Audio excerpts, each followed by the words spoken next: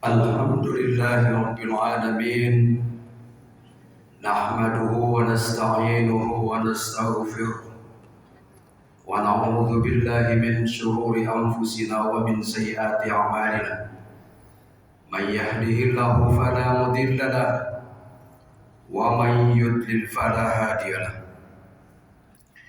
Asyhadu an la ilaha illallah wahdahu la syarika lahu.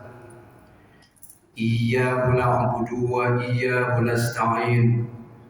Wa asyhadu anna Muhammadan 'abduhu wa rasuluhu al-mab'uts rahmatan lil 'alamin. Allahumma shalli 'ala sayyidina Muhammad wa 'ala alihi wa ashabihi ajma'in, amma ba'd.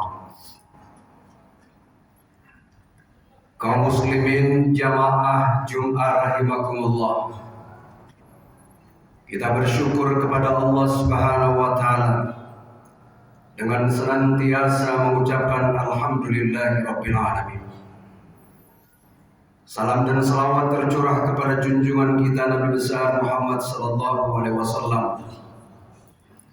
Semoga syafaat senantiasa kita dapatkan di yaumil qiyamah ketika tidak ada lagi pertolongan kecuali pertolongan Allah Subhanahu wa taala. Jamaah Jum'ah rahimakumullah, mengapa di dalam Al-Quran satu surah Ar-Rahman Allah berulang kali fabi ayyi ala'i rabbikuma tukadziban, maka nikmat yang mana lagi yang kamu dustakan? Berulang kali Allah Subhanahu wa taala menyatakan fabi ayyi ala'i rabbikuma tukadziban, nikmat yang mana lagi yang kamu dustakan? Ternyata jamaah yang saya muliakan, ketika manusia dilahirkan, sebagaimana Allah Subhanahu wa taala berfirman di dalam surah An-Nahl, wallahu akhrajakum min butuni ummahatikum la ta'lamuna syai'a wa ja'ala lakumus sam'a wal absara wal af'idah la'allakum tashkurun. Dan Allah mengeluarkan kamu dari perut ibumu dalam keadaan tidak mengetahui sesuatu apapun, kemudian menjadikanmu pendengaran, penglihatan, dan hati agar kamu bersyukur.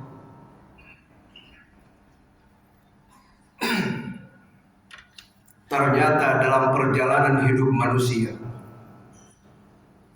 Allah Subhanahu wa taala menjumpai manusia qalilan ma tashkurun, sangat sedikit yang bersyukur. Sebagaimana dijelaskan dalam surah As-Sajdah ayat 9, wa ja'ala lakumus sam'a wal absara wal af'idah qalilan ma tashkurun, menjadikan kamu pendengaran, penglihatan, dan hati, tapi sangat sedikit yang bersyukur. Khutbah kita hari ini kita mencoba untuk merenungi nikmat-nikmat Allah yang ada dalam diri kita. Ketika manusia dilahirkan, manusia tidak tahu apa-apa. Tapi karena Allah yang Maha Rahman, Maha Rahim, memberikan nikmat kepada manusia yang baru lahir itu tanpa diminta oleh manusia itu.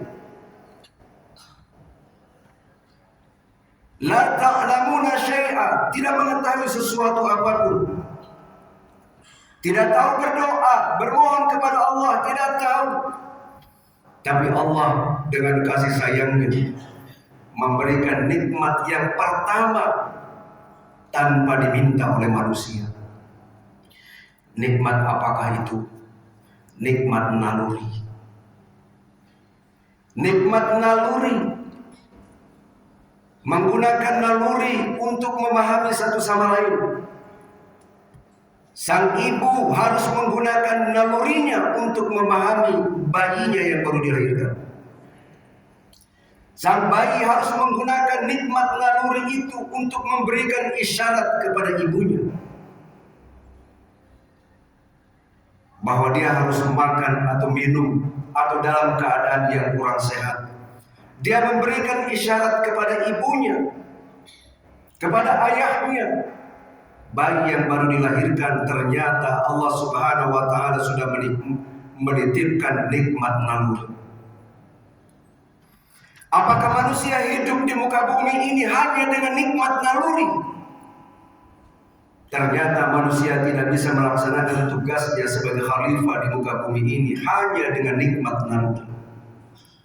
Maka Allah Subhanahu wa Ta'ala dengan kasih dan sayangnya, Rahman dan Rahimnya memberikan nikmat berikutnya juga tidak diminta oleh manusia, yaitu nikmat indera,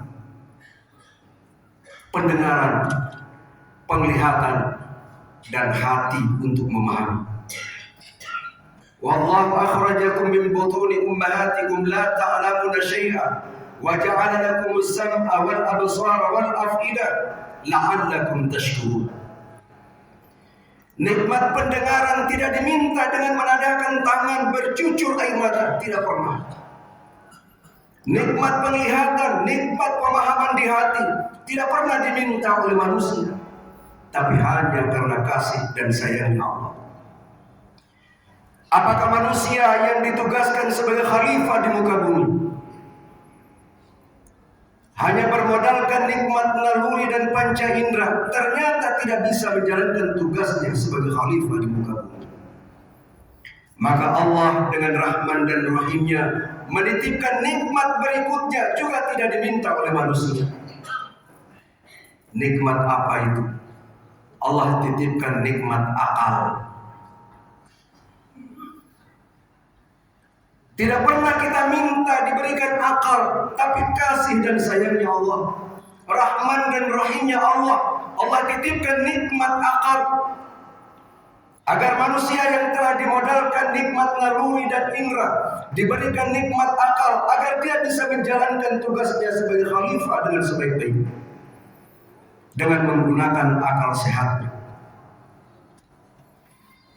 Ternyata dalam perjalanan hidup manusia yang telah diberikan nikmat akal, dia menggunakan akalnya untuk mengakal-akali orang lain. Setelah diberikan nikmat akal, ternyata dia pincang berjalan di muka bumi ini. Dia hanya mengejar dunia dan dunia. Dia menggunakan akal liciknya untuk menipu, membohongi, mengakal-akali orang lain. Rupanya telah diberikan nikmat akal, manusia masih pincang berjalan di muka bumi.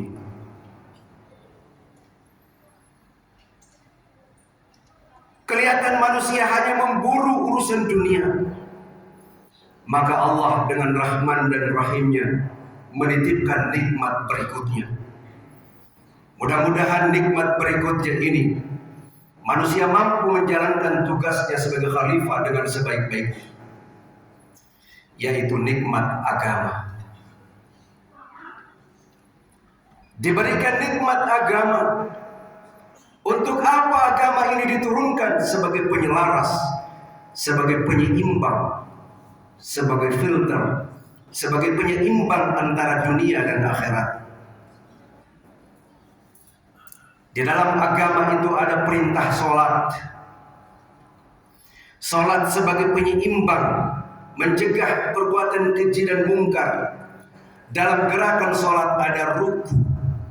Ketika kita ruku, kita mensejajarkan kepala dan dada secara lahiriah, tetapi hakikatnya kita mensejajarkan antara dunia dan akhirat. Hakikatnya kita mensejajarkan akal pikiran dan hati nurani yang ada di dada. Hakikatnya kita sedang mensejajarkan ilmu pengetahuan di otak dengan iman yang ada di dada. Setelah agama diturunkan, wabtaghi fima ataka Allahu daral akhirah, dalam surah Al-Qasas ayat 77,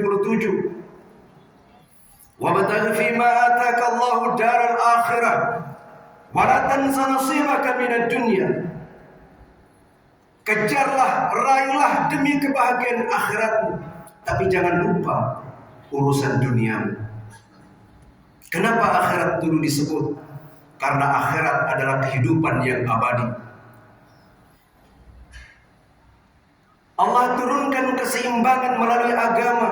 Kejar dan raih demi kebahagiaan akhiratmu, tapi jangan lupa bahwa kamu masih hidup di dunia. Jangan lupa urusan dunia. Wa ahsin kama ahsanallahu ilaik.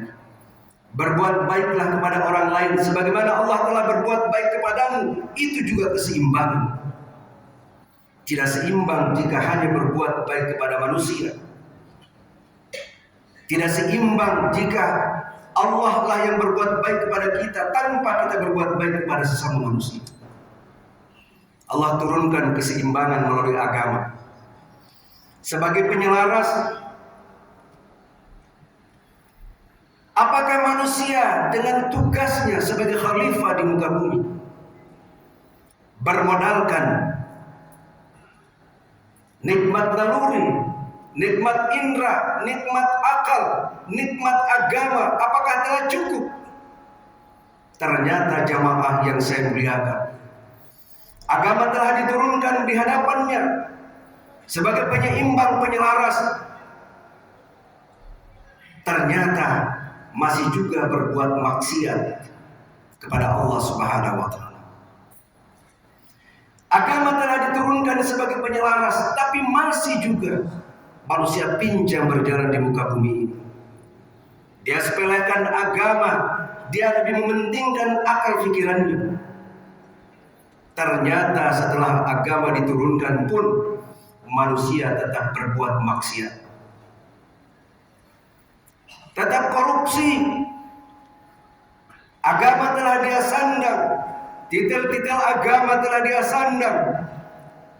Al-Quran diturunkan di hadapannya, agama telah hadir di depannya, tetapi dia tidak bisa meninggalkan kemaksiatannya. Rupanya agama tidak begitu berpengaruh terhadap dirinya. Mengapa agama telah diturunkan sebagai penyelaras, penyeimbang, tetapi manusia tetap saja berbuat maksiat? Nikmat mana lagi yang kurang pada dirinya? Fabi ayyi ala'i rabbikuma tukadziban.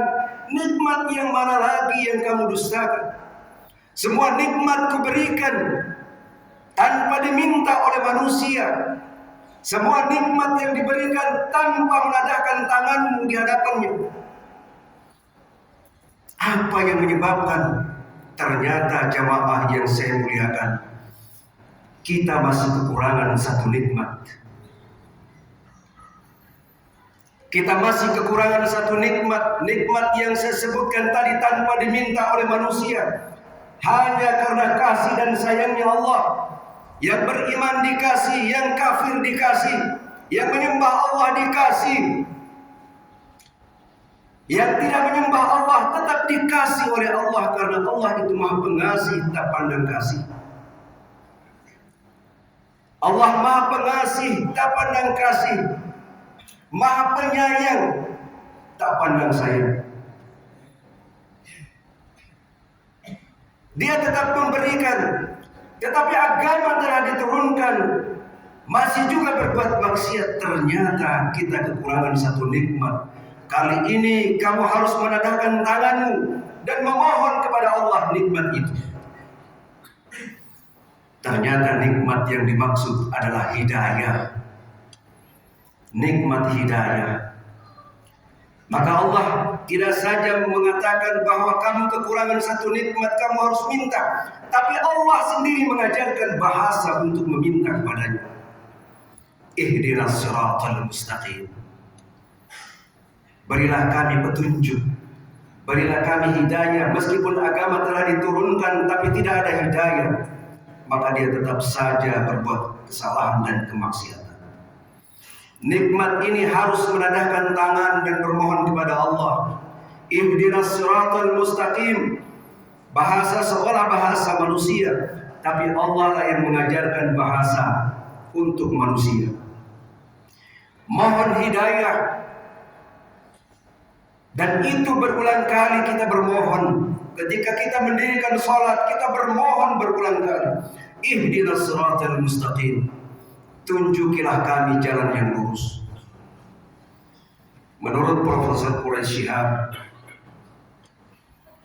ketika kita meminta dengan mengucapkan ihdinas siratal mustaqim, terbersit dalam hati kita bukan sekedar meminta kepada Allah untuk menunjukkan di mana jalan yang lurus itu, tetapi memohon kepada Allah untuk mengantarkan, ikut serta dengan kita kemana jalan yang lurus itu.